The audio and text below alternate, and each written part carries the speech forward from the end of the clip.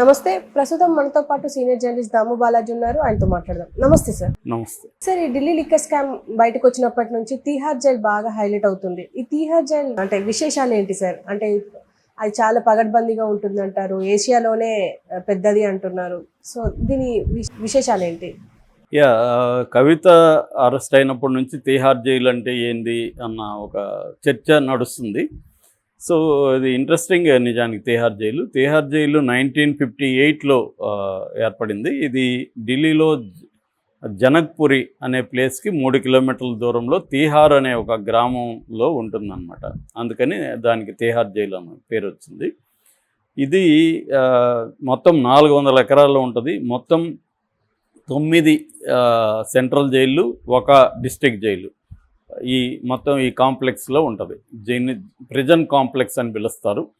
So ఈ prison కాంప్లెక్స్లో 9 central జైళ్ళు ఉన్నాయి, 1 డిస్ట్రిక్ట్ జైలు ఉంది. ఇందులో 1 ఉమెన్ జైలు, 1 జైలు ఏమో కొత్తగా వచ్చిన వాళ్ళకి ఫస్ట్ టైమర్స్ అంటారు. ఫస్ట్ టైమర్స్కి 1, అండర్ ట్రయల్స్కి 1, విఐపీస్ హై సెక్యూరిటీ జైలు అంటారు దాన్ని. హై సెక్యూరిటీ ఉండే విఐపీస్కి 1, కన్విక్టెడ్ ప్రిజనర్స్కి 1, ఇలాగా డివైడ్ అయి ఉంటాయి అన్నమాట. క్లబ్ జైలు అంటే అండర్ ట్రయల్స్తో కన్విక్టెడ్ వాళ్ళని క్లబ్ జైలు, అట్లాగే విమెన్ అండ్ చిల్డ్రన్కి 1 జైలు ఉంటుంది, తర్వాత అడోల్సెంట్స్కి 1 జైలు ఉంటుంది. ఇలాగా వాటిని విభజించి ఆర్గనైజ్ చేస్తారన్నమాట. ఇది సెక్యూరిటీ పరంగా కూడా ఇండియాలోనే హై సెక్యూరిటీ జైలు. 24 అవర్స్ సీసీటీవీలు ఉంటాయి. కంప్యూటర్ ఆపరేషన్స్తో మొత్తం ఖైదీల వివరాలన్నీ కంప్యూటరైజ్డ్ అయి ఉంటాయి. వాళ్ళ ఫోటోలు, వివరాలు, వీడియోలు అన్నీ కూడా పకడ్బందీగా ఉంటాయి. హై అండ్ వెపన్స్ ఉంటాయి సెక్యూరిటీకి. ప్రజెంట్ సెక్యూరిటీ మొత్తం కూడా తమిళనాడు స్పెషల్ పోలీసుకి ఇచ్చారు. అంతకుముందు పంజాబ్ ఉండేది. అయితే వాళ్ళు కొంత కుమ్మక్కయ్యారని చెప్పి ఆ మధ్య ఒక గ్యాంగ్స్టర్ని చంపేశారు జైల్లో. ఆ గ్యాంగ్స్టర్ని చంపేసిన తర్వాత మార్చారు. తమిళనాడు అయితే ఇక్కడ వాళ్ళకి లాంగ్వేజ్ హిందీ సరిగా రాదు, రెండోది దూరంగా ఉంటారు కాబట్టి మ్యానిపులేట్ చేయలేరని చెప్పి వీళ్ళని అక్కడ పెట్టారు. So very very high security ఉంటుంది అన్నమాట. ఈవెన్ సెక్యూరిటీ అలారం సిస్టమ్స్ కూడా చాలా, మనం సినిమాల్లో చూసినట్టుగా ఎక్కడ ఏదైనా అలారం సిస్టమ్స్ ఉంటాయి. 24 అవర్స్ సీసీటీవీలో పర్యవేక్షణ ఉంటుంది. తర్వాత ఇన్సైడ్ సెల్స్లో ఎక్కడ కూడా ఎలక్ట్రిసిటీ స్విచ్లు కానీ ఏమీ ఉండవు, అన్నీ బయటే ఉంటాయి అన్నమాట.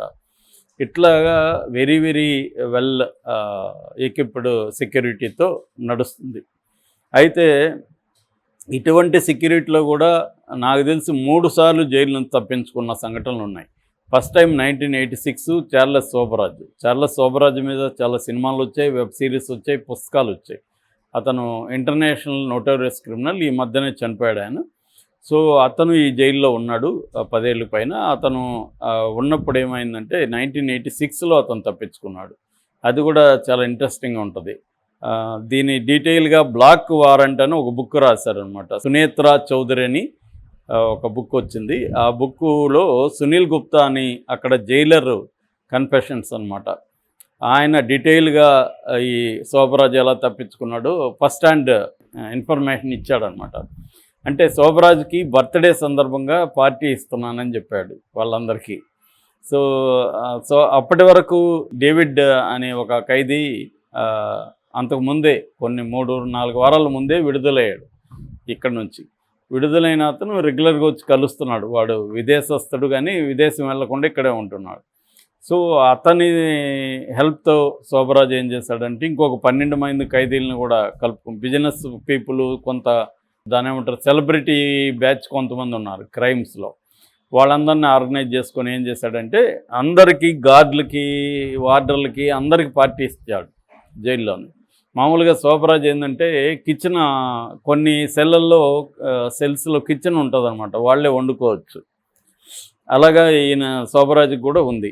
దాంతో ఇతను ఏం చేశాడంటే వీళ్ళ ఫ్రెండ్ డేవిడ్ ద్వారా ఒక 800 నిద్రమాతలు తెప్పించి వీటిలో కలిపేశాడు ఫుడ్లో, ముఖ్యంగా ఐస్ క్రీమ్లోనో ఏదో డెజర్ట్లో కలిపి వీళ్ళకి అందరికీ ఇచ్చేశాడు. వీళ్ళందరూ మంచిగా తాగి నిద్రకి జారుకున్నాక వీళ్ళు చక్కగా లాక్స్ ఓపెన్ చేసి వీళ్ళు చక్కగా బయటికి జారుకున్నారు 12 మంది. ఆ తర్వాత మళ్ళీ అరెస్ట్ అయ్యాడు. 10 ఏళ్ళు మళ్ళీ ఎక్స్ట్రా జైలు శిక్ష పడింది ఆయనకి. ఇంకొక 10 ఏళ్ళు ఉన్నాడు. ఇది ఎందుకు చేసామని అడిగితే ఆయన పాపులారిటీ కోసం చేశానని చెప్పాడు. అంటే పాపులారిటీ కావడం వల్ల అతని డబ్బులు వస్తాయన్నమాట పెద్ద ఎత్తున.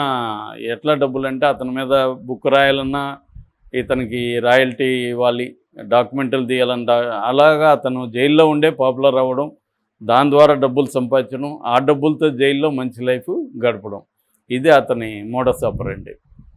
దాని తర్వాత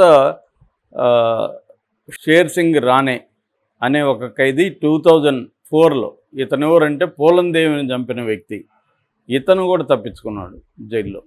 ఇతను వచ్చి టన్నెల్ తవ్వాడు, చిన్న సొరంగ మార్గం అనేక రోజులు తవ్వి సొరంగ మార్గం ద్వారా తప్పించుకున్నాడు.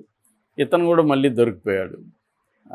అట్లాగే ఇంకొక ఇద్దరు పేర్లు చెప్పారు కానీ అవి అంత ఇంపార్టెంట్ కాదు. వాళ్ళు కూడా వేరే బయట నుంచి వెహికల్స్ వస్తాయి కదా సరుకులు తేవడానికి, దాంట్లో దాక్కొని అంటే కొంత వాళ్ళ సహకారంతో ఇద్దరు బయటికి వెళ్ళారు, మళ్ళీ వాళ్ళు కూడా దొరికారనమాట. ఇది ఎస్కేప్ అయిన వాళ్ళది. ఇక దీంట్లో ఈ జైల్లో ఏంటంటే కిరణ్ బేడి 93లో ఈ జైలుకి సూపరింటెండెంట్గా వచ్చింది. ఆమె వచ్చినప్పుడు దీన్ని కంప్లీట్గా సంస్కరణల వైపుగా మార్చిందనమాట. అప్పటి వరకు హార్డ్ కోర్ క్రిమినల్స్ ఉండేవాళ్ళు, సంస్కరణగా మార్చి దీని పేరు తిహార్ ఆశ్రమం అని కూడా పెట్టింది ఆమె. దీని ఒక ఆశ్రమంలాగా మారుస్తానని చెప్పి ఆమె విపాసన, మెడిటేషను, దానికి సంబంధించి ట్రైనింగు అంతా ఇచ్చింది. మ్యూజిక్ థెరపీ ఇంట్రొడ్యూస్ చేసింది, అంటే మ్యూజిక్ ద్వారా వీళ్ళ మనసుల్ని మార్చడం. తర్వాత రేడియో స్టేషన్ ఒకటి ఇంట్రొడ్యూస్ అయింది. రేడియో స్టేషన్ని ఖైదీలే నడుపుతారు, ఇప్పటికీ ఉందన్నమాట. అట్లాగే ఇండస్ట్రీ కూడా అక్కడ బాగా పెట్టారు, ఫ్యాక్టరీ పెట్టారు తిహార్ జైల్లో. ఆ ఫ్యాక్టరీలో తయారు చేసే వస్తువులకన్నిటికీ TJ brand, Tihar jail brand, TJ అంటారు దాన్ని. టీజే బ్రాండ్ ఉంటుంది. కార్పెంటింగ్ ఉంటుంది, అంటే రకరకాల వుడ్తో చేసేవి, వీవింగ్, పవర్ లూమ్స్ ఉంటుంది, హ్యాండ్ లూమ్స్ ఉంటుంది, టైలరింగ్ ఉంటుంది, ఎంబ్రాయిడింగ్ టైలర్ విమెన్కి. తర్వాత పేపర్ మేకింగ్ కూడా, hand made paper making, art, commercial art, తర్వాత బేకరీ ఐటమ్స్, షూ, ఈ మధ్యనే షూ ఫ్యాక్టరీ కూడా పెట్టారు, షూలు తయారీ. ఇలాగా దాంట్లో మేజర్గా డబ్బులు కూడా విపరీతంగా వస్తున్నాయి. కూలీలు కూడా ఇస్తున్నారు, దాదాపు 350 నుంచి 400 వరకు పర్ డే కూలీ ఇస్తున్నారు వాళ్ళు చేయడానికి, డైలీ వేజ్ లాగా అక్కడ. ఇక దీంట్లో ప్రముఖులు ఎవరెవరు ఉన్నారు ఈ జైల్లో అని చూస్తే, అభిజిత్ బెనర్జీ, ఆయన తర్వాత ఎకనామిక్స్లో నోబెల్ ప్రైజ్ వచ్చింది. ఆయన జేఎన్ఏలో ఉన్నప్పుడు 10 రోజులు అరెస్ట్ అయ్యి జైల్లో ఉన్నాడు. ఆయనకి ఈ మధ్యనే నోబెల్ ప్రైజ్ అవార్డు వచ్చింది. ఆయన ఇండియన్ బోర్న్ అమెరికన్ అనమాట. సో ఆయన ఫ్రెంచ్ వైఫ్ ఉందన్నమాట.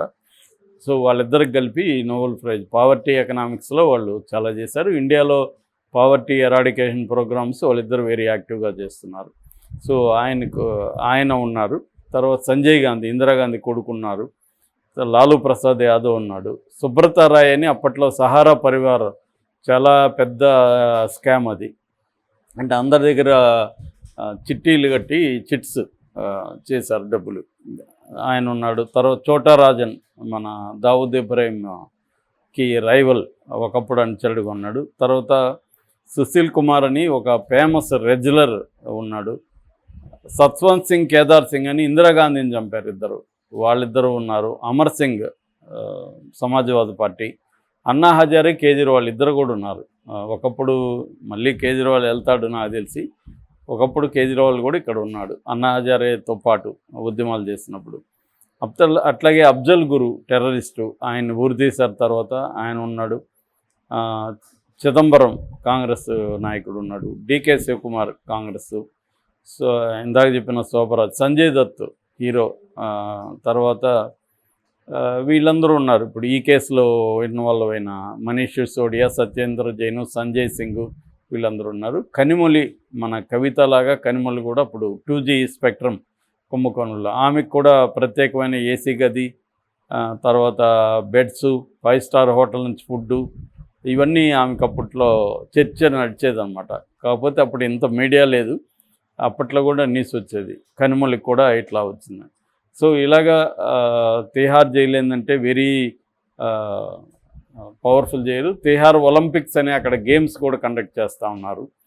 సో ఇప్పుడు మామూలుగా దాని కెపాసిటీ 10,000 మంది అయితే 20,000 మంది ఇప్పుడు ఖైదీలు ఉన్నారు. అంటే ఓవర్ క్రౌడ్ అయితే ఉంది. ఆ ఓవర్ క్రౌడ్ని ఏం చేయలేకే మళ్ళీ ఢిల్లీలో ఇంకొక 2 జైలు పెట్టారు. రోహిణి జైలు ఒకటి, అందులో ఒక సెంట్రల్ జైలు ఉంటుంది. మండోలి జైలు అని ఒకటి ఉంటుంది, అందులో 6 సెంట్రల్ జైలు ఉన్నాయి. సో జైల్లో విస్తరణ చేస్తున్నారు. ఓవరాల్గా ఇండియాలో దాదాపు 5 లక్షల మంది ఖైదీలు ప్రజెంట్ ఉన్నారు. Okay sir, thank you.